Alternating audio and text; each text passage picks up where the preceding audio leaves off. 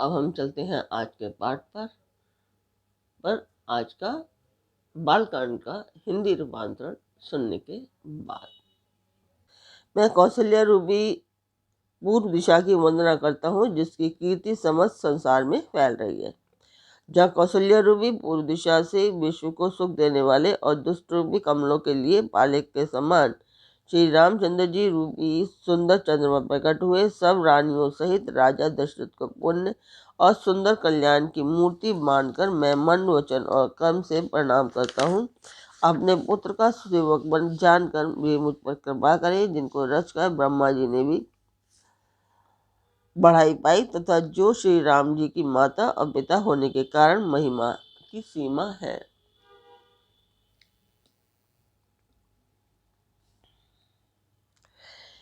मैं अवध के राजा श्री दशरथ जी की वंदना करता हूँ, जिनका श्री राम जी के चरणों में सच्चा प्रेम था और जिन्होंने दीन दयालु प्रभु के बिछुड़ते ही अपने प्यारे शरीर को मामूली तिनके की तरह त्याग दिया। मैं परिवार सहित राजा जनक जी को प्रणाम करता हूँ, जिनका श्री राम जी के चरणों में गूढ़ प्रेम था, जिनको उन्होंने योग और भोग में छुपा रखा था, परंतु श्री रामचंद्र जी को देखते ही वह प्रकट हो गया।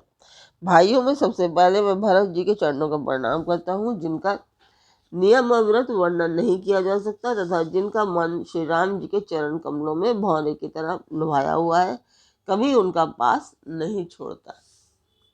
मैं श्री लक्ष्मण जी के चरण कमलों को प्रणाम करता हूँ, जो शीतल सुंदर और भक्तों को सुख देने वाले हैं। श्री रघुनाथ जी की कीर्ति रूपी विमल पताका में, जिनका लक्ष्मण जी का यश पताका को ऊंचा करके फहराने वाले दंड के समान हुआ, जो 1000 सिर वाले और जगत के कारण हजारों सिरों पर जगत को धारण करने रखने वाले शेष जी हैं, जिन्होंने पृथ्वी का भय दूर करने के लिए अवतार लिया। वे गुणों की खान कृपा सिंधु सुमित्रानंद श्री लक्ष्मण जी मुझ पर सदा प्रसन्न रहे।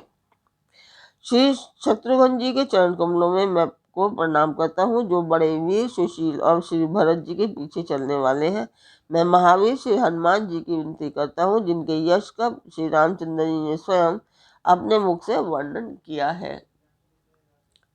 मैं पवन कुमार श्री हनुमान जी को प्रणाम करता हूँ, जो दुष्ट रूपी वन को भस्म करने के लिए अग्नि रूप है, जो ज्ञान की धन मूर्ति है और जिनके हृदय रूपी भवन में धनुष बाण धारण किए श्री राम जी निवास करते हैं।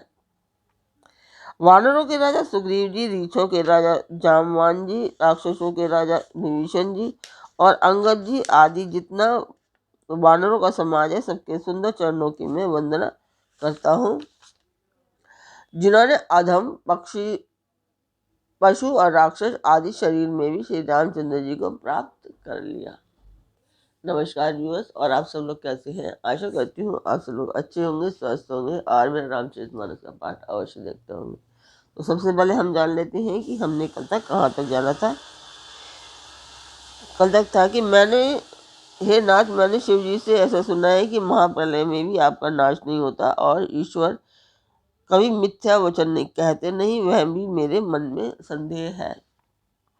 क्योंकि हे नाथ, नाग, मनुष्य, देवता और चर अचर जीव तथा यह सारा जगत काल का कलेवा है। असंख्य ब्रह्मांडों का नाश करने वाला काल सदा बड़ा ही अनिवार्य है।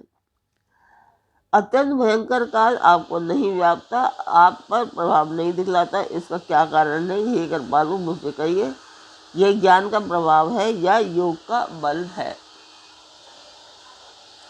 हे प्रभु, आपके आश्रम में आते ही मेरा मोह और भ्रम भाग गया, इसका क्या कारण है? हे नाथ, यह सब प्रेम सहित कहिए। हे उमा, गरुड़ जी की वाणी सुनकर काकभूषुंड जी हर्षित हुए और परम प्रेम से बोले, हे सर्पों के शत्रु, आपकी बुद्धि धन्य है, धन्य है। आपके प्रश्न मुझे बहुत ही प्यारे लगे।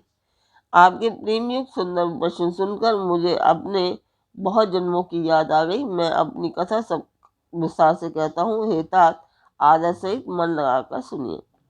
अनेक जप तप यज्ञ शम दम व्रत दान वैराग्य विवेक योग विज्ञान आदि सबका फल श्री रघुनाथ जी के चरणों में प्रेम होना है। इसके बिना कोई कल्याण नहीं पा सकता। मैंने इसी शरीर से श्री राम जी की भक्ति प्राप्त की है, इसी से इस पर मेरी ममता अधिक है। इससे अपना कुछ स्वार्थ होता है, उस पर सभी कोई प्रेम करते हैं। तो अभी हमने कल तक हमने यहाँ तक जाना था, और आप सभी को बताया कि मैं ये पाठ जो कर रही हूँ एक मंदिर के लिए है, शुभ कार्य है। तो इसमें मैं आप लोगों का सहयोग चाहती हूँ कि आप लोग सब्सक्राइब करें, लाइक करें और ज़्यादा से ज़्यादा शेयर करें, और अपने परिवार और मित्रगणों को भी सब्सक्राइब और शेयर करने के लिए अवश्य कहें। तो मंदिर की वीडियो डालती हूँ, आप लोग देखिए। अब बताएं कि आपको मेरा पाठ कैसा लगता है।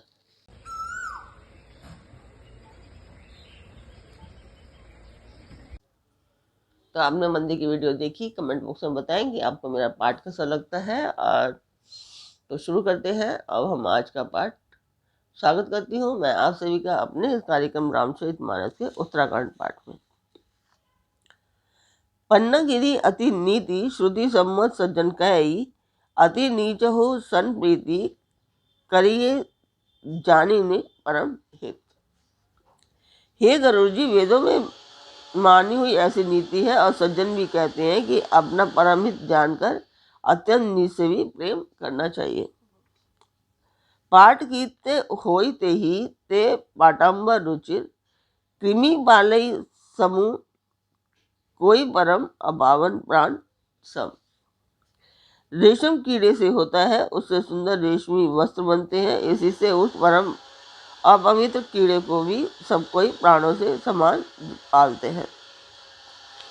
सारथ साच जीव करो एहा, मन क्रम वचन राम पद नेहा। सोई पावन सोई सुभग शरीरा, जो तनु पाई भजिए रघुवीरा। जीव के लिए सच्चा स्वार्थ यही है कि मन वचन और कर्म से श्री राम जी के चरणों में प्रेम हो। वही शरीर पवित्र और सुंदर है, जिस शरीर को पाकर श्री रघुवीर जी का भजन किया जाए। राम विमुकुलैक विधि सम देहि, कवि को विद न बसंसी हेते ही। राम भक्ति ऐतन उर्जामी, ताति मोहि परम प्रिय स्वामी। जो श्री राम जी के विमुख है, यदि ब्रह्मा जी के समान शरीर पा जाए तो भी कवि और पंडित उसकी प्रशंसा नहीं करते। यदि इसी शरीर से मेरे हृदय में राम भक्ति उत्पन्न हुई, इसी से हे स्वामी यह मुझे परम प्रिय है। तजौ न तन निज इच्छा मरना, तन बिनु वेद भजन नहीं वरना। प्रथम मोह मोहि बहुत विगोवा, राम विमुख सुख कबहु न सोवा। मेरा मरण अपनी इच्छा पर है, परंतु फिर भी मैं ये शरीर नहीं छोड़ सकता, क्योंकि वेदों ने वर्णन किया है कि शरीर के बिना भजन नहीं होता। पहले मोह ने मेरी बड़ी दुर्दशा की, श्री राम जी के विमुख होकर मैं कभी सुख से नहीं सोया। नाना जन्म कर्म पुनि नाना, किए जोग जब तब मख दाना। कवन जोनी जन्मे जह नाही, मैं खगेश भ्रमि भ्रमि जग माही। अनेक जन्मों में मैंने अनेकों प्रकार के योग जप तप यज्ञ और दान आदि कर्म किए। हे गरुड़ जी, जगत में ऐसी कौन योनि है जिसमें मैंने बार बार घूम फिर कर जन्म न लिया हो। देख्यो करि सब कर्म गोसाई, सुख न भयउ अबहि की नाई। सुखी मोहि नाथ जन्म बहु केरी, शिव प्रसाद मही मति न घेरी। ये गोसाई, मैंने सब कर्म करके देख लिए, पर अब इस जन्म की तरह मैं कभी सुखी नहीं हुआ। हे नाथ, मुझे बहुत से जन्मों की याद है, क्योंकि श्री शिव जी की कृपा से मेरी बुद्धि को मोह ने नहीं घेरा। प्रथम जन्म के चरित अब कयहु सुनहु विज्ञेश, सुनी प्रभु पदरति उपजऊ जाते मिटहि कलेश। हे बख्शिराज, सुनिए, अब मैं अपने प्रथम जन्म के चरित्र कहता हूँ, जिन्हें सुनकर प्रभु के चरणों में प्रीति उत्पन्न होती है, जिससे सब कलेश मिट जाते हैं। पूर्व कल्प एक प्रभु जुग कलिजुग मूल, नर अरु नारी अधम व्रत सकल निगम प्रतिकूल। हे प्रभु, पूर्व के एक कल्प में पापों का मूल युग कलयुग था, जिसमें पुरुष और स्त्री सभी अधर्म परायण और वेद के विरोधी थे। तेई कलयुग कौशलपुर जाई, जन्मत भयउ शूद्र न तनु पाई। शिव सेवक मन क्रम अरुबानी, आन देव निंदक अभिमानी। उस कलयुग में मैं अयोध्यापुरी में जाकर शूद्र का शरीर धारण करके जन्मा। मैं मन, वचन और कर्म से शिव जी का सेवक और दूसरे देवताओं की निंदा करने वाला अभिमानी था। धन मद मत परम वाचाला, उग्र बुद्धि उर्दम्भ विशाला। जद बिरयउ दगपति रजधानी, तदपि न कछु महिमा तब जानी। मैं धन के मत से मतवाला, बहुत ही बकवादी और उग्र बुद्धि वाला था। मेरे हृदय में बड़ा भारी दंभ था। यद्यपि मैं श्री रघुनाथ जी की राजधानी में रहता था, तथापि मैंने उस समय उसकी महिमा कुछ भी नहीं जानी। अब जाना मैं अवध प्रभावा, निगमागम पुराण अस गावा। कब नेउ जन्म अवध बस जोई, राम परायण सो परि होई। अब मैंने अवध का प्रभाव जाना। वेद, शास्त्र और पुराणों ने ऐसा गाया है कि किसी भी जन्म में जो कोई भी अयोध्या में बस जाता है, वह अवश्य ही श्री राम जी के परायण हो जाएगा।